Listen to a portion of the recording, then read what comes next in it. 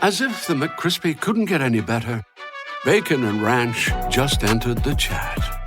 The Bacon Ranch McCrispy, available at participating McDonald's for a limited time. Ba-da-ba-ba-ba. Reese's Peanut Butter Cups are the greatest, but let me play devil's advocate here. Let's see. So, no, that's a good thing. That's definitely not a problem. Reese's, you did it. You stumped this charming devil.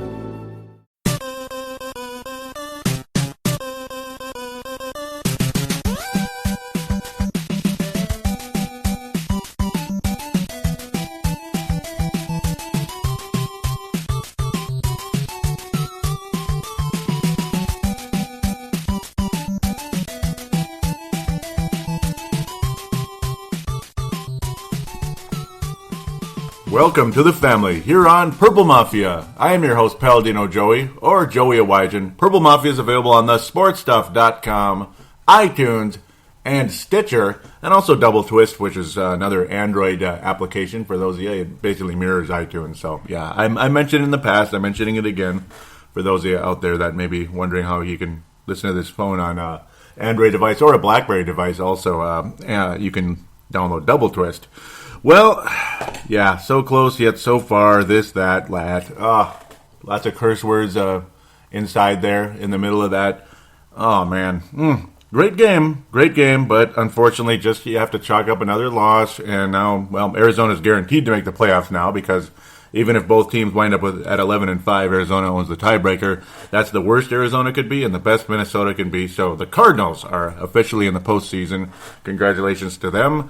But much to our chagrin, we're 8-5. Still a good record, but, well, any hopes for any type of first-round bye way, way down and out of here. That pretty much started to die when we lost to the Green Bay Packers about 3 weeks ago now. Yeah, well, here we are, a 23-20 loss to the Arizona Cardinals, a game that probably could have gone to overtime. In fact, most of us believe it could have, but it is what it is, I suppose. Well, I think the number one topic of today's show is Teddy Bridgewater, without a doubt. A guy that, well, during the course of last week was the number one topic as well. A lot of people very worried, confidence shattered in him, including mine a bit. Not completely, but I was beginning to question a little bit, like, is this guy ever going to get better? Well, yeah, I mean, this is the Teddy Bridgewater we know he can be. When he's aggressive, when he's sharp. He's not perfect, and nobody is perfect, but this is the sharp version of Teddy Bridgewater that we saw against Atlanta. We saw against Detroit. Not a whole lot of touchdowns, but he threw for 335 yards in the game. Absolutely fantastic. 70% completion percentage. Inaccurate late, but at the same time, he's throwing the ball away. He's throwing the ball away for a reason. So if anybody catches it, it's the receiver. Otherwise, yeah. I mean, an interception now and you lose the game. So it's situations like that. That's, of course, going to bring down the accuracy a tiny bit. But at the end of the day, not bad at all. Offensive line, not good, really. I mean, they were good at moments. They were good in the final drive. They were good in some of the effective drives for the Vikings, but inconsistent at best, I would have to say, overall for this game. Some really interesting long completions in this game. Not super long, but long enough. I mean, you had a 41-yard play between Bridgewater and Ellison, kind of a catch and go type of deal as Ellison continued to power his way forward. Great blocking, all that good stuff. Accurate pass, putting it right where it needed to be in terms of Teddy Bridgewater. 41-yard play, the longest of the whole game. Michael Pruitt, he's a nice tight end also. He made a nice catch as well on a 32-yard pass. Just the sharpest, most aggressive pass, man, by Teddy Bridgewater. He can throw a bullet. So for all of us out there that have said he doesn't have a good throwing arm, He has a decent throwing arm. I mean, it's good enough. He can throw bullets. And that was a great pass to Michael Pruitt down the stretch there in the third quarter. Lots of plays in between. Zach Line, a nice longer play as well. Long, he got a couple yards in the yak as well. And that one, yards after catch. You even saw Mike Wallace catch a touchdown, which is like a miracle, and made a 23-yard catch in the game. But two of the passes were not caught. Targeted 5 times, 3 receptions in the game. Jarius Wright, a factor overall in this one. Certainly not perfect, but mostly short passes, but a couple of key receptions down the stretch. Stephon Diggs, unfortunately, and Mr. Bridgewater could not connect in this one. I'm not sure what happened there, ultimately. for some reason, inaccurate. And, of course, some of the plays late in the game, again, some of them were key plays late in the game that were unable to connect on that final drive. A couple there, targeted 7 times, only 2 receptions ultimately for Stefon Diggs. Only 12 yards for Stefon Diggs. So that's unfortunate. It's just one of those it is what it is type of deals, I suppose. But in the grand scheme of things, Bridgewater extremely sharp. And it was really nice to see against a very dangerous secondary and aggressive secondary by the Arizona Cardinals. And it's kind of fitting and disappointing at the same time when I said how the Arizona Cardinals are well known for creating turnovers, and that's one of the reasons why their defense is so damn good. And that's why I think they're a legitimate shot at going to the Super Bowl and winning it in 2015. And yes, if the Vikings are not going far in the postseason, I have a rooting interest in Arizona at this stage. There's no San Francisco, and I like Arizona. So I'm not going to cheer for Green Bay. I'm not going to cheer for really much anybody else. I cheer for the New York Giants over the Green Bay Packers any day of the week, of course, and probably against most of the others, except for Arizona. I like this team. I like Bruce Arians. I hated losing the way we did. But, again, to get to the point here, before I get way ahead of myself, is that the talking about the turnovers and all that good stuff with this defense of Arizona. I was all scared to death, though. Teddy Bridgewater might get goaded into an interception, maybe 2 in this game, and that'll probably be it right there. That'll be the reason why we lose the game. No, we just fumbled 3 times instead. Isn't that great? Isn't that just the most wonderful thing you ever saw? Just exquisite. Exquisite. Fumble 3 times. Teddy Bridgewater, Adrian Peterson, and Mr. Jarius Wright also fumbled after making an important catch. Vikings look like they're going to do something, and next thing you know, guess who has the ball? Arizona. That's great. Arizona has the ball again. That's what cost the Vikings the game here, including the final play of the game, which, we'll talk about that in a little bit. But it almost in a way, in a less dramatic way, and of course, and less important, even though it was an important game for playoff seeding and all that good stuff. It kind of had a little bit of New Orleans Saints in it, a little bit with the luckily the lack of injuring people. That's helpful, but the turnovers, man, the fumbles, all that, like a very winnable game that you end up not winning, and it's really frustrating. The Vikings played so well in this one that I feel they should have won this one. Woulda, coulda, shoulda, like you'll hear from Malcolm later, as Brent Jacobson returns once again as a call-in, and Malcolm makes his grand return to Purple Mafia. That's going to be great, man. 2 calls. Gotta love that. Thank you guys for calling. Maybe even another one will pop in before we get to segment 3. We'll see what happens here. Ultimately, a game I think the Vikings absolutely should have won, even though they were down most of the time, it seemed like. But they kept themselves in the game, and then they were in positions to take the lead, and then they really just couldn't do it. That was the frustrating part. One other thing, though, as I continue to bounce and be sloppy. Well, no, I'm not sloppy. I'm just bouncing everywhere because it was that kind of game. It was literally a bouncy type of game. It was all over the place. Adrian Peterson got his way. I mean, he wanted the ball more, and he got the ball more. He got like eight carries pretty much in the first quarter. I mean, that was pretty awesome, and he wound up with that 9-yard touchdown. Looked absolutely awesome in doing it, breaking about 3 tackles.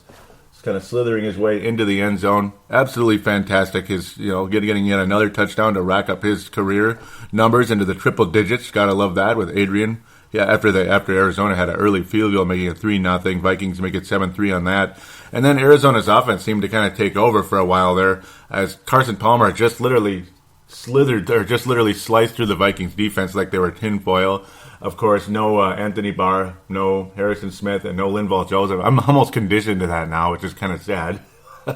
I was conditioned to it. You knew it was coming, yet the Vikings defense played pretty strong against a absolutely dangerous offense in the Arizona Cardinals, but that's not to say that Carson Palmer wasn't incredible in this game. He completed 25 of 35 passes, 310 yards, completion percentage 72, 2 touchdowns, no turnovers, quarterback rating 117.6. As great as Teddy Bridgewater played, Carson Palmer was even better, but that shouldn't be a surprise. I mean, Palmer's an established player. He's a multi-Pro Bowl quarterback. He'll be there again this year, and he's got 31 touchdown passes, only 9 interceptions on the season, and he did eclipse, like I was afraid of. He eclipsed the 4,000 passing yards mark already with 3 games remaining in the season. Palmer may be on his way to a 40 touchdown season and 4,500 yards plus, maybe even more than that, so maybe even 5,000. Just an amazing quarterback Carson Palmer is this season, like he was at Cincinnati before the ACL injury. And it's weird how this time, after Carson Palmer had an ACL injury, he went from being a decent quarterback to being great again. Where last time he went from being great to being decent and inconsistent for years and years and years with Cincinnati for the longest time. Then he went to Oakland and then wound up in Arizona, which is the oasis, man. I mean, everybody that goes to Arizona, they get younger and better, it seems like. Emmitt Smith went there, got younger and better. Shaquille O'Neal in the NBA. Grant Hill. Steve Nash lasted forever there. Went to Lakers, just died right away. Grant Hill went to the Clippers, died right away. Shaquille O'Neal went to the Cleveland Cavaliers. Looked like he put on about 30 pounds. So it's stuff like that. It seems like no matter what sports you play, you go to Arizona, you get younger and better. And it's just amazing. I mean, even Edwin James went to Arizona. He played so well. So, gotta love that. Slightly off track, but not really when you consider Carson Palmer, how amazing he's been this season. And, I mean, Dwight Freeney, well, he didn't play all that much, but he was a factor. He's a factor, all right, the former Indianapolis Colt. That's kind of the story of the Arizona Cardinals in a lot of ways. Lots of veterans and then some young super talent in that secondary as well. Honey Badger kind of had his way. He was always getting to Teddy Bridgewater during the course of the game. Extremely frustrating in that sense. The pass protection was better than the Seattle game, but how could it not be better than that one? I mean, that was the worst pass protection you ever saw. But ultimately, it didn't hold up when it needed to. That was the crappy part. Arizona continued to build a lead, even though, I mean, after Blair Walsh tied the game up, luckily, making it 10-10. But then Arizona kind of slowly built the lead during the third quarter, early in the fourth quarter as well, getting into a 20-10 lead. Looked like this is it. Arizona's going to be taking over this one now, and it's going to be over. Maybe it'll be like 27-20ish, like I was saying, or 17 or something like that. But ultimately, then the Vikings defense kind of clammed up a bit. That was really awesome. Blair Walsh was able to make a 54-yarder. Sure, it's indoors, but hey, we'll take it any day of the week. 54-yard field goal for Blair Walsh, which, yeah, that's kind of haunting. You kind of wish you could have seen that again. Vikings offense very sharp, though, during that fourth quarter. Not messing around at all. And the Vikings defense sharp as well. Teddy Bridgewater finally finding Mike Wallace for a touchdown. I believe only his second TD of the season. Tying the game up with 5 minutes remaining. Of course, a trillion minutes too many for Arizona, though, with that type of offense. 5 minutes remaining. Yep, only 2 touchdowns for Mike Wallace on the season. I remember he had one pretty early in the year. Oh, man. But, yeah, that was the situation there. Arizona carving through the Vikings, and you kind of saw it coming. But then all of a sudden, after all that, Arizona started running into some penalties, pass interference, and the Vikings defense started to stand strong, and they couldn't. Arizona could not complete a pass. They looked like they had things going. They just could not bring the ball in. And then Chandler Cantazero was able to nail a 47-yarder. With 1:28 remaining, Arizona managed to run the clock down quite a bit. The Vikings only had one timeout left, but it looked like they had something cooking. It really did. It looked like the Vikings did have something cooking. Some nice passes down the stretch. Kyle Rudolph making a couple of big plays, but they weren't that far, and that was the frustrating part, and time was coming off the clock. Jarius Wright and Kyle Rudolph making key catches down the stretch there. And then they couldn't, Adrian, what am I talking about? Teddy could not complete a pass to Stephon Diggs for his life in that final drive, try as he might. And the clock just kept ticking. And that was the unfortunate part. We had to use a timeout along the way as one of the Kyle Rudolph receptions was in bounds. He just could not get out of bounds. That was disappointing, unfortunately. So our only timeout was gone. And then ultimately, it was a third down. The Vikings were in decent field goal range, about a 47-yard attempt. Certainly no guarantee. Blair Walsh is inconsistent, but he's more than capable of making it as well. And it's indoors, so you hope and pray for the best there. The clock was all the way down to 13 seconds. I'm thinking we should probably kick it here, I think. But I don't know, maybe get one shot at the end zone. Sure, why not? Why not give it one shot at the end zone? And the next thing you know, Bridgewater is getting strip sacked, and that's it. Regardless, even if he was sacked, the odds of the Vikings getting the offense set and spiking the ball in time to kick the field goal were very, very limited. It's possible, but almost impossible. But the fact that Arizona had recovered the ball, that was it. Matt Khalil, again, just getting just getting schooled by Dwight Freeney. I mean, no problem. Dwight Freeney only 2 sacks on the year because he gets minimal playing time, but when he's in there, he's effective. He's still very effective. Arizona with 3 sacks overall in the day. Tony Jefferson and Calais Campbell also adding sacks in the game for the Arizona Cardinals. Oh, man. That was a heartbreaker, without a doubt. Matt Khalil definitely under fire yet again. Norv Turner under fire for some of the conservative offense, maybe some of the shorter passes that they could have maybe gotten something a little bit deeper along the way there. Eating up way too much clock. Too little time for Teddy. We like to say too much time for Teddy. I think there was too little time for Teddy. To give the offensive line a little bit of credit, though, they did well until that play, and that was the disappointing part. They did well on that drive. They certainly weren't perfect during the whole game, and the fumbles at key times by Adrian, Teddy, and Mr. Jarius Wright, one of my favorite players on the team. That's the main reason we lost, even though you could blame the offensive line for that play. I mean, you turn the ball over 3 times, you're probably not going to win the game, and that was my biggest fear coming into this one, is the turnovers. Arizona's got the great offense, but the Vikings defense hopefully will be able to hold up, and they did. They held up. They were able to hold together despite missing 3 massive pieces, yet we still don't win the game because of the gall-dang turnovers. And Tyrann Mathieu was having his way pretty much most of the way. Now, he got a trillion tackles in the game because, of course, receivers were catching the ball. Give him credit there. Mike Wallace, guys like that were making catches on Tyrann Mathieu, and that's helpful. He made a couple catches in the game. He's finally becoming a little more of a factor out there. Thank God for that. But ultimately, it wasn't enough. That was the heartbreaker in this one. Danielle Hunter looks like a developing defensive lineman for this team. He was a 3rd-round pick just this past spring, I guess. Now you could, back in May. Danielle Hunter, 3rd-round pick, another sack, just like last week. He's getting better and better, and he did a really nice job in the stead of Mr. Linval Joseph. I really was impressed with that. Everson Griffin wound up with 1 sack in the game as well. A little bit of pass rush in Arizona, but certainly not enough. Guys like Xavier Rhodes stood really strong in this game. Anthony Harris looks really nice. It's like, who is this guy? Undrafted free agent. The Vikings were picked up in the offseason. Not bad. Got some playing time when he needed to.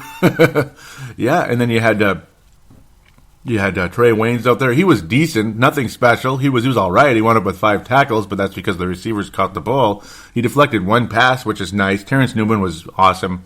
I mean, I love Terrence Newman. They moved him to safety for a necessity of, obviously, who would you rather have out there, Robert Blanton or Terrence Newman? Because if Robert Blanton's out there, I think the Vikings are done. I think Carson Palmer throws for 400 yards and 3 or 4 touchdowns. I think they have a field day with the Vikings. No offense to Robert Blanton. I just think that Terrence Newman's the better guy, and he did a hell of a job at safety out there. Without a doubt. Xavier Rhodes, though, defensively, one of the players of the game. I mean, lots of pass deflections. He got snake bit on some lame pass interference calls along the way, holding, whatever it was. Hated that, but still, very, very awesome game. 3 pass deflections. I mean, how many times do you see that in one game? I mean, pretty rare. Rhodes closed, without a doubt. Xavier Rhodes, absolutely fantastic, and a definite candidate for the Fran Tarkenton Award. Anthony Harris also just really, really good game. He got beat a little bit, but I thought he was fantastic out there, and most people would agree, without a doubt. Chad Greenway, awesome in the game as well. Did a great job. I mean, he basically had to replace Anthony Barr out there, and he did a wonderful job of it. Eric Kendricks as well, big factors for the Minnesota Vikings against the run and all of that. Strong game. I mean, David Johnson, not even Chris Johnson, but David Johnson, the other one, wound up with 92 yards in the game. So he was good for the Arizona Cardinals. Adrian Peterson with 69 yards, and you look at the running game. Started strong, didn't finish strong, and of course had the fumble, like I've said about 6 times now. David Johnson was better than Adrian Peterson. I mean, that's just all there is to it. Adrian started strong, but didn't finish strong. That pretty much sums it up, and Teddy was strong the whole game, I thought. Really, really impressed with Teddy Bridgewater. Really hope he can continue to develop and head into the right direction that he appears to be heading once again. Congratulations to Mike Zimmer as well, getting this team ready to play after such a devastating loss to Seattle. Looked like the Vikings were dead in the water pretty much after that game. To go and just such a short break to Arizona, man, to Phoenix, Arizona. Unbelievable. Great job by the Minnesota Vikings and of course the coaching staff in this one. Norv Turner was under fire during most of the week, but the offense looked significantly better this time around. A little bit more creative as well, so not bad. I have nothing really to say poorly about that. The decision to go for to try to gun for the end zone to take one final shot at the end zone. I'm kind of neutral on it. It's like, okay, sure, we might have won the game on the road. You're probably safer, obviously, in a sense of going into overtime on the road. I don't know. It seems like we always lose on the road in a situation like that. A night game against a good team like that. I don't know. I don't know about our chances, but maybe you get lucky. Maybe you get it done. Maybe. I don't know, though. I didn't feel all too confident in that. I was hoping the Vikings would be able to carve out a touchdown on that drive. It's unfortunate it had to come to what it did. I mean, way deep, like in the 30 yards range, to have to try to force your way into the end zone. But it was what it was, man. And man, the offensive line, particularly Matt Khalil, did not do his job on that final play, and that was a big heartbreaker ultimately. So that pretty much sums things up from that sense. A good game. A moral victory, which I hate to even say. It was a moral victory in that sense. It does show that this team still is very capable of making the postseason and making things interesting when they get there. The positive feeling you come out of this one is, well, you never know. Once you make the playoffs, you never know. The New York Giants are the ultimate example of that. The Arizona Cardinals of 2008 are another example of that. They won a pretty poor division back in 2008. They were only 9-7, and they went all the way, and they lost the Super Bowl because they couldn't stop Ben Roethlisberger on the final play of the game. Was it Santonio Holmes? Roethlisberger and Santonio Holmes was just one click after another. Arizona could not make the key stops in that Super Bowl. Otherwise, they would have won that game, and they would have been world champions with Kurt Warner and an amazing offense. But in a lot of ways, I think this Arizona team could win the Super Bowl. I really do, because clearly they're like a better version of the 2008 Arizona Cardinals that won the NFC Championship game. For one, they have a better coach who is way more defensive minded than Ken Whisenhunt. Two, well, you compare Carson Palmer and Kurt Warner right now. Carson Palmer might not have as quick of a release as Kurt Warner, but nobody does. But at the same time, Carson Palmer, like Kurt Warner, is having a massive resurgence and is playing awesome football for Arizona. There you go. You have a decent running game. In fact, probably a better running game than the 2008 Cardinals had. Larry Fitzgerald is significantly older now, but he's having a resurgent year as well. I mean, he's over like 1,100 yards already, having an amazing season. But then you have a defense which is young and experienced, forces turnovers, is absolutely fantastic. Ultimately, this defense could win the championship, just like the New Orleans Saints did back in 2009. I don't like to bring up that memory at all, but at the same time, they force turnovers and they get key sacks at key times. They make big plays when they need to without injuring people and without being cheap and all that crap. Really impressed with the Arizona Cardinals, and I think they can win the Super Bowl. Will they? Who knows? If they run into the New England Patriots, they're going to have a hell of a time, but it's possible. Carolina Panthers will give them a hell of a time, but it's very possible. I think they're more likely to beat Carolina than New England, but who knows? Anything can happen. I'm not coming on here rooting and kissing up to the Cardinals or anything necessarily, especially after we just played them and lost the way we did. Now, pissed off, a lot of us have a right to be at this point in time, but hey, at least we come out of this not feeling like they flat out cheated us and they injured our players. Like other games in the past, like the St. Louis Rams, nearly got Teddy Bridgewater killed with the same defensive coordinator that those evil Saints had. So there you go. I mean, that's about it right there. That should wrap this up. Fran Tarkenton Award, I'm going to give it to Teddy Bridgewater with a strong honorable mention to Xavier Rhodes. In fact, it might even be a Fran Tarkenton Award, but I'll ultimately give it to Teddy Bridgewater for very quickly quieting the doubters out there. And I don't blame people for doubting him a bit, but very good, very impressive, very sharp throwing, very good zip on the ball from Teddy Bridgewater. The Christian Ponder Memorial, I got to give it to Matt Khalil. I mean, that killed us. And of course, he's always kind of inconsistent. He's really good when he's on, but he just seems to lose his man at the key times. This isn't the first time he's done it. He's done it like a million times already during the course of the season. I got to give it to Matt Khalil. I'm sorry. There's no one else I really need to give it to at this point, and I think a lot of you would agree with it. So Christian Ponder, Matt Khalil, Fran Tarkenton Award, Teddy Bridgewater with a strong honorable mention to Xavier Rhodes. There you go. that'll be the end of this segment. It's time for the NFL Roundup. And, of course, the NFC North Roundup, actually, which is more the emphasis of segment number 2. And previewing the Chicago Bears and what I believe will be a three-step run to the playoffs for the Minnesota Vikings. At least 2 steps to get to 10 wins. I think very, very possible. And then hopefully we get to 11-5 with a wonderful win in Green Bay. But we'll talk about that in segment number 2. Be back after this.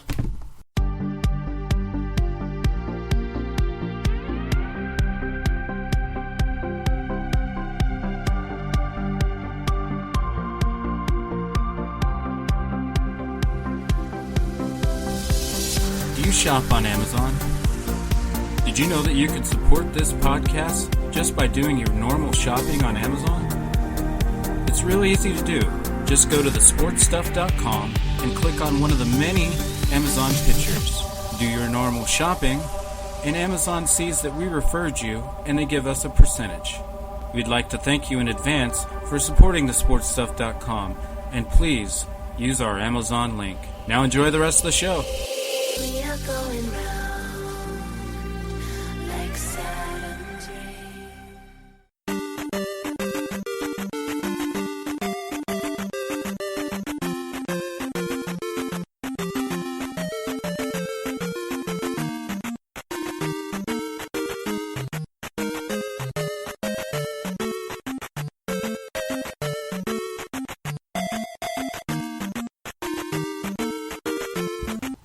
And we are back on Purple Mafia, segment number 2, my favorite segment because it's the NFC North Roundup and NFL Roundup. Really love doing this. A lot of fun, and we get to preview the Chicago Bears coming up for next week, which, well, we'll get to that in a second. Yep, the importance of that game. Well, the New England Patriots are back in business. Gronkowski's back. The Patriots are back. Everything is right with the Patriots, anyway. Fantastic win for them, 27-6 over the Houston Texans, who looked like they're going to win the AFC South, and, well, they still might at 6-7. Indianapolis, we'll talk about that in a second as well. Yeah. Wow. Yeah. 27-6 victory for the New England Patriots. They're sharp, they're back, they're ready to roll, and they're the number 1 seed in the AFC because the Denver Broncos could not beat the Oakland Raiders. Cool. I like it. Go Raiders, even though, unfortunately, they're not going to catch up to the Broncos. They're only 6-7, but maybe they'll have an outside chance at the wild card. Yeah, but maybe not either. Quite unfortunate on that side of things. Ultimately, Denver, they lost 15-12 in a defensive battle against the Oakland Raiders. That's kind of surprising. You don't really expect to see that from Oakland. You might expect to see that from Denver. But, well, Broncos' offense just sputtered and struggled, and that's pretty much it. So, the Carolina Panthers, 38-0 over the Atlanta Falcons. Man, I'm getting sick of them now. They're 13-0. I kind of like the Panthers and all that. I kind of like them. I'm cool with them and everything, but now I'm getting sick of it. 13-0, starting to remind me of the Golden State Warriors. Oh, no, not quite that bad. Oh, man. Yeah, all of you guys, you just love the Warriors, don't you? Well, listen to that on Timberwolves Explosion. Oh, wow, Carolina 13-0. I guess if Seattle can win the Super Bowl from the crappy franchise they were, I suppose Carolina can too. I guess. I'm not on the bandwagon, but at the same time, I guess I'd rather see the Patriots win than them. I'd much rather see the Vikings win than anybody, of course, if you hadn't guessed that. Hey, Vince Germano, buddy, there you go. Taking care of those San Francisco 49ers in Cleveland, Ohio. 24-10, Cleveland Browns win their 3rd game of the year. I'm glad, though. Don't you want to get that number 1 pick, though? Don't you? And I'm not making fun of them. I like the Browns in terms of, it's the Cleveland Browns, man. They were fun to cheer for back in the 80s and early 90s, and then they moved to Baltimore and became a pretty proud franchise there in Baltimore, Maryland. But, all right, New Orleans Saints. I guess Tampa's done. I guess they could not hold off the New Orleans Saints. The Tampa Bay Buccaneers lose 24-17 to the New Orleans Saints. So I guess the 6th spot is. I guess the Vikings are in good standing now. I suppose after this weekend, it doesn't look good for the rest of the teams right now, except for maybe one. But they're more likely to win that division if they're going to make the playoffs. We'll talk about them very shortly. Pittsburgh Steelers taking care of Cincinnati in Cincinnati. Yeah, it's beginning. Cincinnati's going to lose in the first round again, aren't they? I think so, unfortunately. I'd love to see them get to the second round or third round at least, just for the sake of getting out of that first round. They have not gotten out of the first round since 1988. I know I've said that 700,000 times, but there it is again. Yep. I mean, I could just imagine they're thinking what a lot of Viking fans think when they lose a game like that. It's like Pittsburgh's kind of the Packers of that division, even though you might even be able to say Baltimore is. But nah, it's the Steelers. They're much older and they're more annoying, in my opinion. I don't like them very much, but gotta admit, as much as I don't like him, Ben Roethlisberger is really, he's having a hell of a career, man, and he's really having a hell of a season, despite the fact he's been dinged up a bit. Well, nope, I almost got way ahead of myself. That's the final game to talk about. Buffalo, Philadelphia, the Eagles, I guess they're back in it again, 23-20. They're back in this thing, and the NFC East is, well, it's not quite theirs for the taking yet, but they're 6-7, as are the Redskins. We'll talk about that in the last game against Chicago there. Tennessee and the New York Jets, whatever, 30-8. Really not much to say there. The Jets are solidifying a playoff berth over there. Kansas City beating San Diego, another whatever, but I guess the Chiefs solidifying their playoff stance. Seattle. Yuck. Seattle 35-6. Yuck over Baltimore. Absolute yuck in Baltimore. No. Please, God, no. Please tell me it's not happening. You know what I'm talking about, don't you? 35-6? And then what they did here and what they did the week before that? Oh, please, God, tell me it's not going to happen. Okay, well, here we go. Here's an urban legend for you. Urban legend, here it comes. Yeah. You know, the Indianapolis Colts, they're this team, right, that's trying to win the AFC South. You know, they're not that good. They're not really well coached, but they're decent, I thought. Jacksonville Jaguars? I mean, my eyes just popped out of my head, and my mouth hit the floor. You know, like Roger Rabbit. You know what I mean? That type of look. 51-16. Are you kidding me? Okay. Yeah, and they're both in the AFC South. Well, you know, Philadelphia's back in the playoff hunt. Heck, Detroit almost got back in the playoff hunt until they pretty much shoveled themselves 6 feet under the last 2 weeks, unfortunately for them. Okay. Yeah, I mean, I guess... I guess it's 50. They're back in it, kind of. They're kind of back in it, as much as back in it as Jacksonville can be, because they won 4 games for the first time in a while. No, I'm kidding. They don't really win that many games, though, do they? Well, they're back in it, man. Go Jacksonville, I suppose. I mean, there it is. Okay, enough of that. Green Bay over Dallas, 28-7, whatever. Green Bay just kind of outclassed a Dallas team that wasn't really, they're just not equipped to compete anymore, unfortunately for them. We're not going to see that awesome second round matchup we saw last year, man. That was a great game. Tony Romo can't stay healthy, and unfortunately he couldn't get the job done when he was healthy this year, except really early. The Cowboys looked promising early, but further proof. As promising as your season looks, the next year is never guaranteed. Never, ever. And Dallas is proof of that. The 2010 Vikings are further proof of that. 99 Vikings versus 98. Your team's never the same. If you're having a great season, you really better hope and pray you can get it this year. And, yeah, that's just a fact. I'm so tired of Green Bay. Could it be Green Bay and Seattle all over again? I don't know. I don't really want to see Carolina either that much, but I guess I'll cheer for them over Seattle or Green Bay any day of the week. Okay, let's get to the NFC. Let's wrap up the NFC North. Let's try to. St. Louis over Detroit. Oh, goody. So the Rams win another game, but it's getting to be kind of meaningless now. Both Detroit and St. Louis are done. 21-14. St. Louis defeats the Detroit Lions. Lions just can't seem to get it done, and that's just all there is to it. They're just the classic Lions. So that's pretty much it. They're 4-9. St. Louis is 5-8. They're kind of, sort of, still alive. No, they're not. I don't think anybody's going to catch up at this point. The only team that's not going to have a good record that's going to make the playoffs will be the NFC East champion, because at minimum they'll have lost 7 games on the season. I don't really want to say much about the Detroit game. It was nothing special. They're just good enough to win the game, I suppose. The important one in this review, you could say, is Washington and Chicago. Yeah. The Bears could not win the game at home. just could not get it done, unfortunately for them. 24-21. This pretty much shovels the dirt on the Bears as well. Bears and the Bears were 5-6. Remember the Lions just recently were they 4-6? Very recently. Now they're done. Actually, they were even like 5-6ish, and they're done now. So that's the end of Detroit. Not 5. They were 4-6. Very recently, they were still in it. Detroit was, and then they lost 2 games in a row. Chicago lost 2 games in a row. That's it.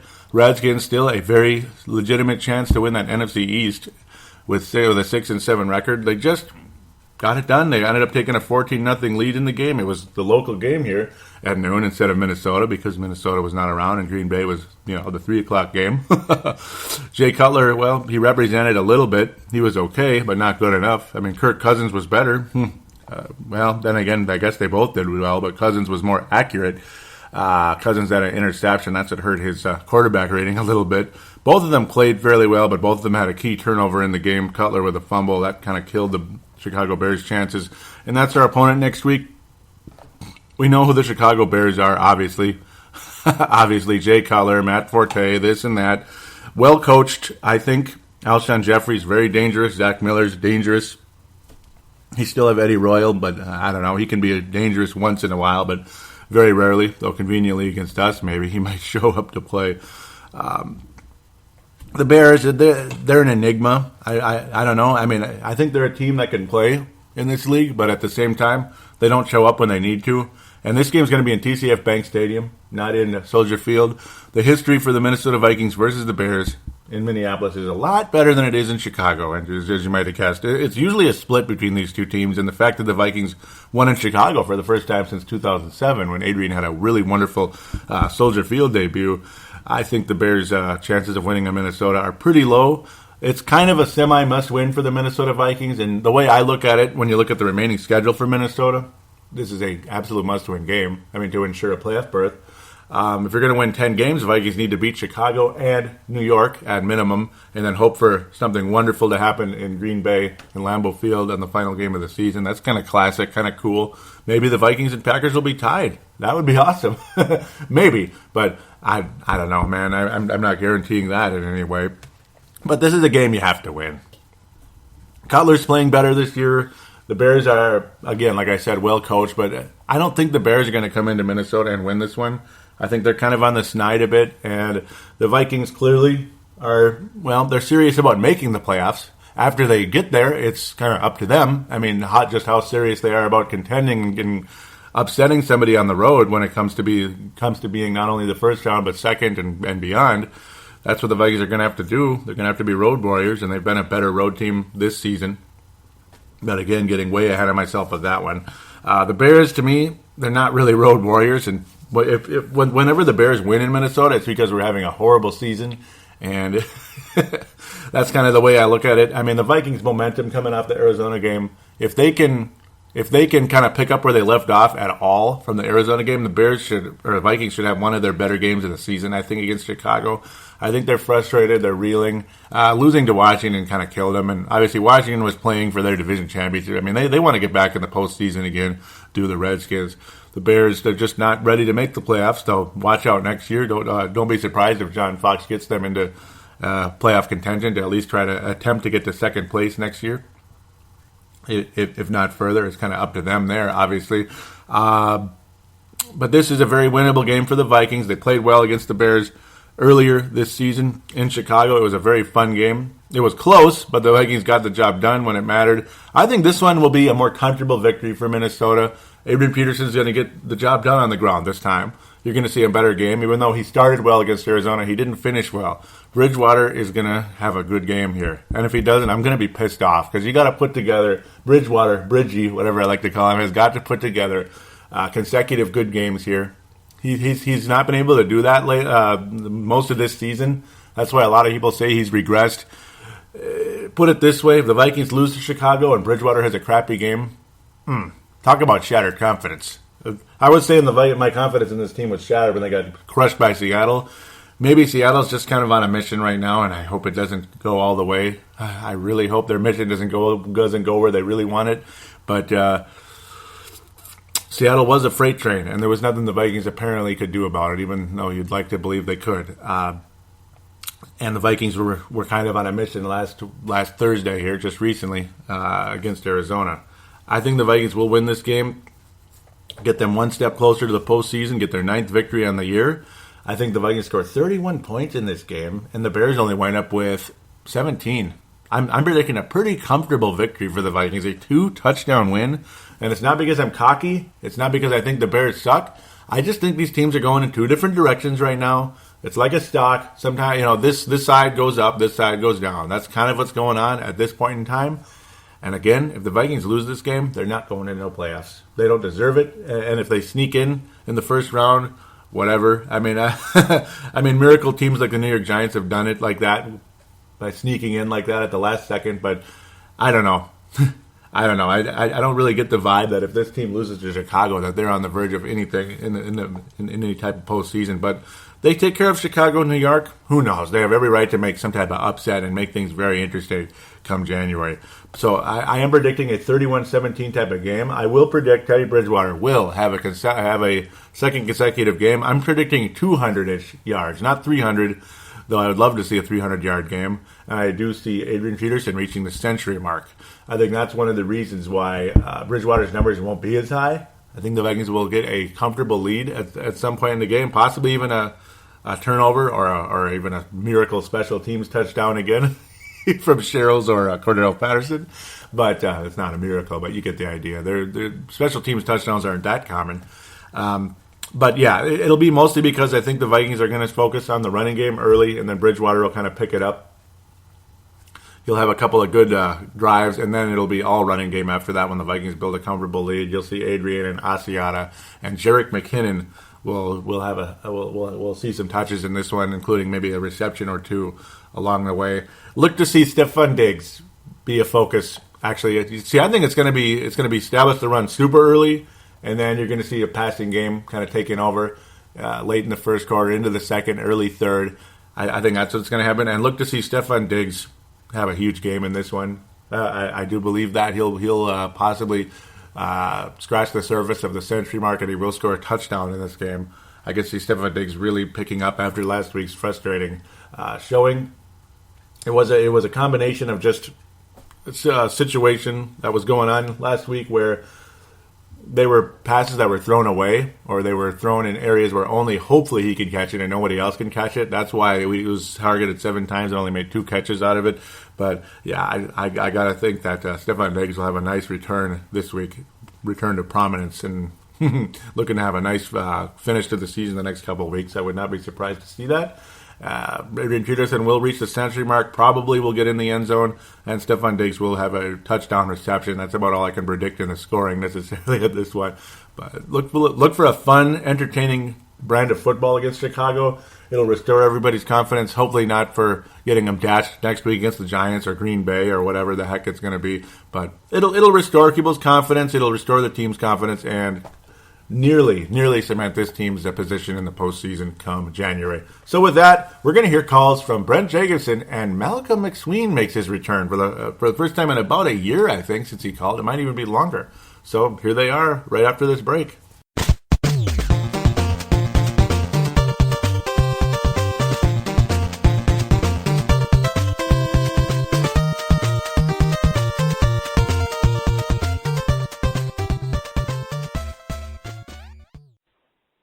Yeah, message for Purple Mafia. A little bit under the weather, Brent Jacobson calling. Initial thoughts on the game. Dang, so close yet we lost. You know, we played a hell of a game. Khalil got beat by an all-time great there with Freeney. Hell, the best offensive line, best left tackle on the planet has been beaten by Freeney. You know, we've had a hell of a game. We got 2 winnables coming up with the Giants and the Bears. There's got time to let the wounds heal. Let's just build from it, kick some butt, and enjoy the season. Sorry for the Mike Tice reference, but I'm sure y'all want to forget Mike Tice, but hey, Anyways, is on to Chicago. Let's go, Vikes. Sorry, Joey. And I thank you for that call, Brent. Really appreciate you always being a part of this show. It's awesome. Can't disagree with anything you really had to say there. It was a fun little game, kind of hoping for the best, no cigar at the end of the day. One of those type of deals. Ultimately, when it came to the Vikings and hope to lick our wounds versus the Bears, that pretty much sums it up there. And obviously the Dwight Freeney, he doesn't have a whole lot of sacks on the season, but I guess he got him when he needed to. That one of those type of deals. That's just kind of how it goes when it comes to Dwight Freeney and Matt Khalil and all that. But I do think Dwight caught Matt Khalil sleeping a bit on that one. Unfortunately, that's where my frustration comes in on that one, and I'm still giving him that Christian Ponder Memorial. Damn it, because I'm a mean guy, aren't I? So now we get to hear from Malcolm out of California. Hey Joey, this is Malcolm. Long time no call in. Sorry about that, but after Thursday night game against Arizona, I'd say our defense showed a lot of resilience. I mean, nobody gave us a chance in this one, and we looked pretty good.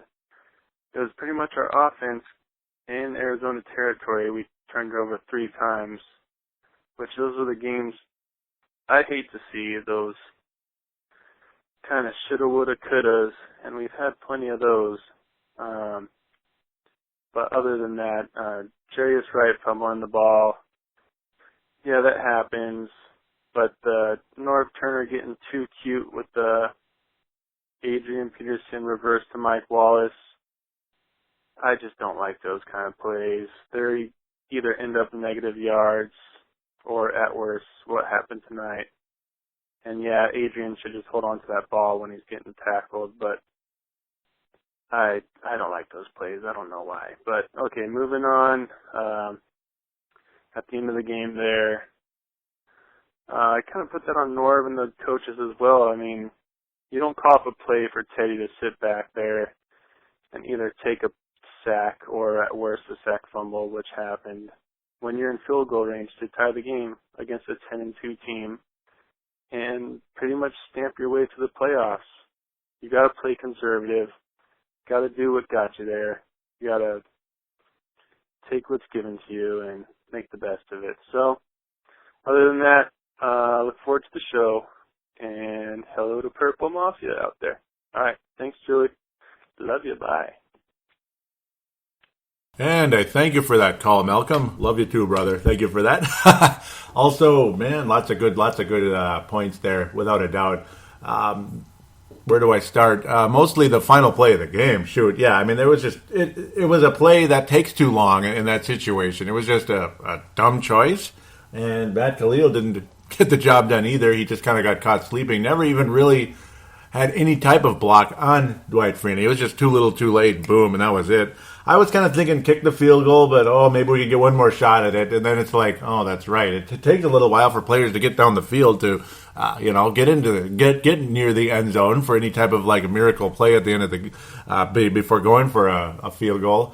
And you just lose the game there. That sucks. No guarantee Mr. Blair Walsh is going to make the field goal, but that was pretty much about it right there. I think the odds of him making the field goal were probably better of scoring a touchdown in that situation anyway. Unfortunately, it's just kind of a bummer how things turned out there. A lot of kind of dumb plays in the game. Yeah, the reverse to Wallace was kind of like, not sure what to make of that one. It was like, I suppose it kind of sort of worked earlier in the year, but it wasn't really as much of a reverse last time around. I don't know. I don't really know what to make of it. Not a good play. I agree with you there. And of course, yep. Try to kind of go with what got you there. That's pretty much about it. Vikings hoping to continue that into Chicago. I do expect Bridgewater to play similarly in the game. Hopefully, again, trick plays not necessary unless it's like just out of nowhere in like the middle of the game, and a play that doesn't necessarily like possibly set up something as terrible as it did, but. I don't know. I mean, trick plays, I don't even know where to go with them. Sometimes they can be great, But a lot of times they wind up killing us, and it seems like that's pretty much been the case with the Vikings. So maybe they should just stay away from them. Great call, Malcolm. Thank you very much, and welcome back to the show. Always appreciate it so very much. Gerald Sring, always appreciate his inclusion on this show, big time. That's why he's got a lot of stars, gold stars and silver stars and bronze stars. He's got a trophy case over there. Mark Carlson as well. He's both of these guys have been Gold Star of the Year winners. Mark, we'll start with him out of Iowa. This is them responding to the newest episode last week. Not even that long ago. He says, I listened today, the 9th, and you're right, Mr. Paladino. O-line issues are where we begin to crumble. I just want to know if these guys can produce or can't produce a minimum delay to the rush. Why are they still on the team? Why are they still starting? Also, thanks for putting together another great show. One thing I can count on is the truth, dished out right here every week by the show host and Purple fans. P.S. Hope you follow through and add that show segment you mentioned earlier this year. Mark from Iowa. Wow, that didn't come out right. Yeah, the George stories. Oh man, I've been so busy and so I like forget to even like start to put those together, because I'd probably put those together like, separately, like off air, and then I'm gonna enter this one today, stuff like that. I got to think about doing that. It won't even take that long to do a couple of them, to be quite honest, as long as I'm sharp and not losing my mind like I am right now. I don't really feel very sharp right now. I apologize about that. Maybe I'm sharper than I sound. Gerald String saying, or sharper than I feel. You did a great job somehow talking about probably the worst game in recent memory. Yep, that was the Seattle one. I just hope a really bad week is the major problem. Everyone was saying the Eagles gave up on the coaches on Thanksgiving and came back and shocked the world on the Patriots. Yep, and they won yesterday too, man. I can't believe the Eagles. I mean, I don't know. They're hanging in there, believe it or not. He continues saying, Gerald that is, says, hopefully we can pull that off. Also, I don't think we can, especially on prime time. I do think, however, the 10-day break would keep us healthy for the Bears and Giants at home. I think that would be a trick backing us into the playoffs. I just think this team is still a year or two away from taking the next level. I hope, anyway. Yeah, I think the Vikings still have, definitely still have some growth to be done with this team right now. I think they're still going to grow and get better. I do hope so, and I do believe so. I think Bridgwater is going to continue to get better. We saw what he's capable of in that Arizona game. We've seen what he's capable of in other games as well. Because, see, it's one thing when Bridgewater beat up on Detroit, and who was not as good as they've been the past 2 years. Like the past couple of years, their defensive line just tortured the Vikings. And Atlanta used to have a good defense. They just totally suck. So when you see him beating up on Detroit and Atlanta, well, yeah, I mean, that's one thing. But for him to do what he did against Arizona, put up like 335 yards against Arizona, that's really good. And on the road, by the way, in prime time. Not bad at all. So that is a confidence builder. That ought to be the name of this episode in a way. A confidence builder, but then again, losing is... You're still coming out with a loss. That's what sucks. And so I'm not going to quite call it that, even though I'd like to. It sounds too purple Kool-Aid-ish for me, I suppose. In-game threat, I might dig around a little bit, but I was kind of cursing and swearing a bit at the end. I apologize. I get real crazy. Leland was saying, ugh. Well, it wasn't a blowout, and they played with a lot of heart. Yep, that's true. Dave Hickey saying, just watch Teddy give the ball game away, even though he played well. Another tough loss. Dave Hickey, again, continuing, saying, Teddy is a struggling reliever in baseball, just makes bad mistakes at the wrong time in the game. The Vikes seem to be on the wrong side of these games. I don't think that was Teddy's fault on that play. It was more like the way it was drawn up, and obviously Matt Khalil not blocking Dwight Freeney worth of crap. He took a little too long, sure. That's the one thing. But, I don't know. I mean, he was waiting for the play to develop. Plus, if a guy is in bounds, the game's over. I mean, if the guy was in bounds when he caught the ball, the game was over. So it'd be like it'd be like a Marty Morningweg type of play, basically. Even though he's a good offensive coordinator, when he was the head coach, it was just like you're watching stuff and you can't believe it. Leland saying the 2 turnovers, well, they were driving good. It just killed them. They should have won this game. Yep, I still give the O-line credit. Yeah, because they were good except for the final play. Yep, pretty much. And the defense with all the players out. Yep, that's huge. Surprised me, but a loss is still a loss, especially that way. Dave saying time for bed. Morning comes early tomorrow. Yep, and we need to put an end to this losing streak. So much losing lately. The Hawks basketball team, that being the Hawkeyes, lost by 1 point to number 4 in-state rival. Lost the Big Ten championship game at the end, and 2 Viking losses in 4 days. This sucks. Good night. So Dave obviously very ticked off right at that point, and I don't blame him at all. Brent Jacobson saying, we love it when you rant. You're being a fan. Amen. Yeah. Oh, yeah, because I was flipping out. He says, I apologize for my ranting. It was the adrenaline talking. I'll be better when the show comes out, because I was blowing up and cursing and going ape bleep. The way things just did not happen on that final drive. I just can't believe it.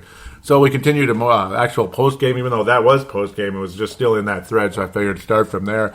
Mark from Iowa saying, Mark Carlson, saying, we will never be able to fumble our way to a victory, or to the playoffs. Now I like what I saw tonight. The team has a pulse again after looking like a walking dead last week versus the Seahawks. That's all about I can manage right now. Skol, Mark from Iowa. Brent saying, in year 1 and even year 2 of a drastic culture and system change like the Vikings are going through, I will take some solace in moral victories. Of course, I'd much rather have won both games, Denver being the other. But as long as I continue to see signs of growth and improvement, I am encouraged. It seems as if mobile our quarterbacks are the ones who give us the nightmares. Thankfully, Eli and Culler aren't mobile quarterbacks. Rodgers, I wouldn't say is mobile like a Russell Wilson, but he moves around enough to get guys open. I'm optimistic that with this extra time, that we should be able to make the stretch run fun and interesting. Yeah, I mean, that's what I'm going for right now. I think the Vikings' odds of finishing 10-6 are pretty high. You lose either one of the Bears or Giants game, I think you're done, barring something really, really awesome happening. Gerald String saying, I agree with both Mark and Brent. Great points. Can't turn the ball over and expect to win big games like these. For me, it was a sigh of relief that last week was just a fluke. No one in the world gave us any chance. With that list count, I think 4 defensive starters out. Joseph Barr, Harry, and Sendejo. I'm optimistic with a 10-day break. We can win a couple home games and head into Green Bay and even the score with those guys. Gerald String saying, forgot to mention that Teddy is a pretty good quarterback when he gets a little time. Yes, he is. Yeah, I mean, look at the difference. That's a big deal. That is a big deal when your offensive line protects some things. Check into some individual visitors posts. Okay, that's all. Here we go. Ali was posting an article about Throwback Tuesday, and I love those. I like when he puts these out. Keep posting, Ali. Thank you very much always for this. It says Vikings beat Cardinals 21-14 in 2012. That was a fairly positive memory. It helped the Vikings make the postseason during that season. Brian Robinson had a big game that day, enjoying a sack in the picture there.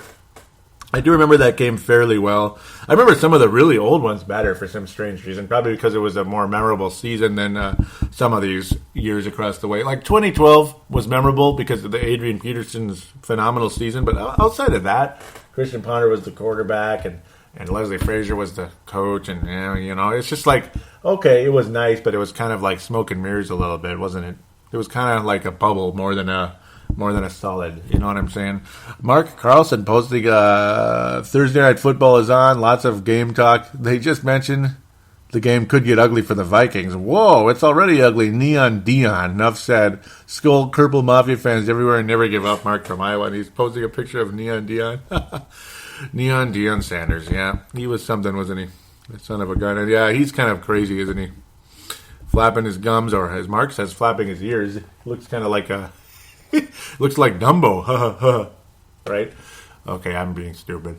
That was the Facebook page, by the way. I think I mentioned it was the Facebook page, but I got to tell you how to get there. In the search bar, type in Purple Mafia Minnesota Vikings Show, and if 2 come up, one of them's group, one of them's a page or a company, whatever. Click on that one, not the group one, and then click the big bluish white whatever like button that you see everywhere with the thumbs up. Click the like button, join the page, comment like the others have, and it'll be greatly appreciated.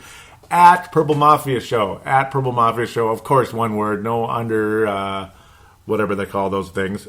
Those underscores, whatever they call them. It is obviously, doesn't matter if it's capital or small letters. But, okay, let's get on with this. At Purple Mafia Show. Mad Martin out of Scotland saying, just finished my Christmas shopping so I can enjoy this, if that's the right word, if I can get home and looking no boat 4 hours, 36 hours. Wow.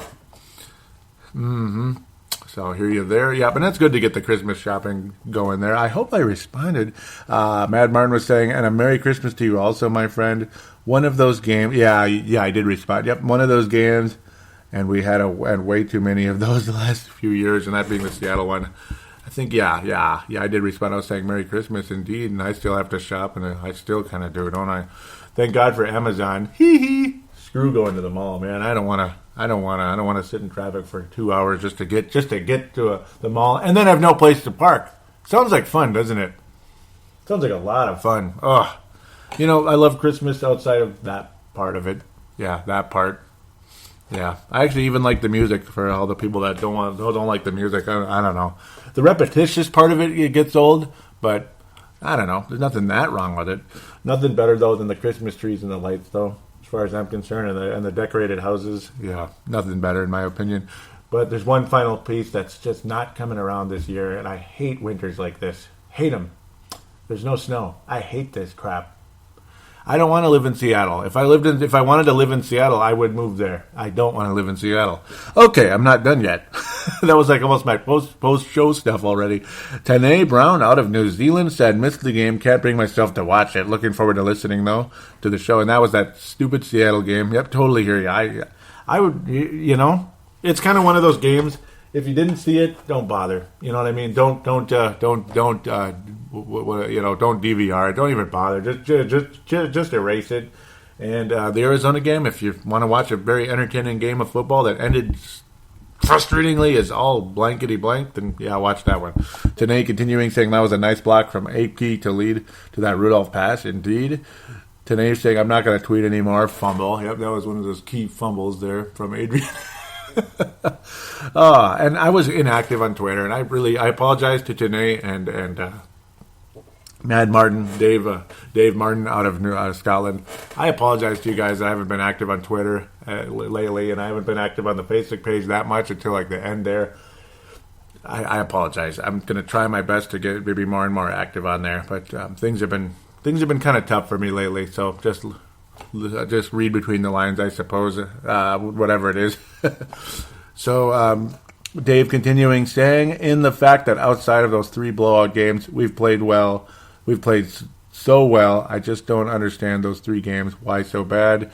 Mad Martin was saying, as to Teddy Bridgewater, I'm happy with what I've seen so far. Would like to see more pass-heavy team rather than the run-first style. And that wraps up the Twitter outside of some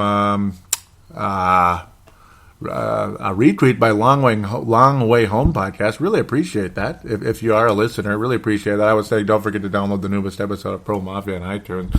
Thank you. I'm not following them. I'm sorry. I'm following you now, and I guess they're not following me though. But okay, well maybe they will. Maybe they got mad and unfollowed me for not following back. I don't know. All right. Well, it is what it is. I just followed them. We'll see what happens. I don't think you guys want to hear about that. So I hope it snows. I don't know. Every time I look at the forecast, the long-term forecast, I get more and more frustrated because there's just every time there's going to be snow and it's going to cool off, it just turns out to be 48 or 39 degrees again and more cold rain. Yay. Do you really like cold rain, or would it be nice to have a little bit of snow on the ground? I don't know. For those of you that prefer the cold rain, I don't know, man. I don't know what you're thinking. I don't know. It's boring. You can't do anything with it anyway. What are you going to go? Bike riding or swimming in this? I don't think so. So there it is. I better shut up and start passing out some stars before I forget. Gold star, it's kind of tough. It's kind of a tough choice between 2 guys. The other one's going to get a gold-plated silver, though. I'm going to go with, I think this one's gold star is going to go to Gerald String, and a gold-plated silver, like a really strong silver, is going to go to Malcolm. What an awesome call. And I feel bad not giving them both gold stars here. In fact, you know what? I'm going to do something real rare. I'm going to pass out 2 gold stars to Malcolm and Gerald. And I know I'm like overly nice when I keep doing this stuff. I keep passing out double this, double that. It's probably annoying people a little bit, but I'm going to give both of you a gold star for this one. So I guess that frees up space for 1 more silver and 1 bronze. So I won't double up that anymore. Sometimes I double the silvers up or the bronzes. Silver Star is going to go to Dave Hickey. To Dave Hickey. Silver Star is going to go to Dave Hickey. Lots of comments on there, lots of passion. Bronze Star is going to go to Brent Jacobson, always calling in. Wonderful conversation. Really appreciate you. Awesome conversation there. Thank you again very much for your guys' inclusion. And there's other people that deserve a star here, and I always feel bad when I don't give them a star. That's just kind of how I am.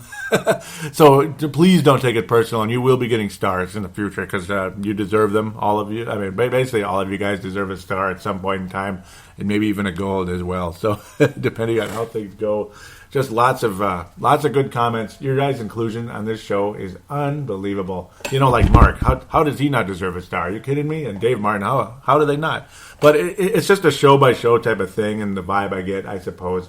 Again, it is nothing personal at all. Please don't be annoyed by it. But then again, maybe you don't care at all. Who knows? But just want to thank you guys so much for your inclusion. And I wish maybe those of you out there that pray for the snow, because I pray. Yeah. Pray for the snow, please. That'd be nice. Let's get some cooler weather before Christmas time and some consistent cooler weather and get some snow on the ground. I would really appreciate that. We got a couple more weeks before Christmas, so there's still a chance. Still a chance. And obviously there's January after that, so snow is coming one of these days. It did eventually come last year. It just took about 2 months to get here, though. So, I don't know. I guess it's just a repeat of last year again. Beautiful Christmas. Fog, mud, and mist. Beautiful Christmas. Beautiful.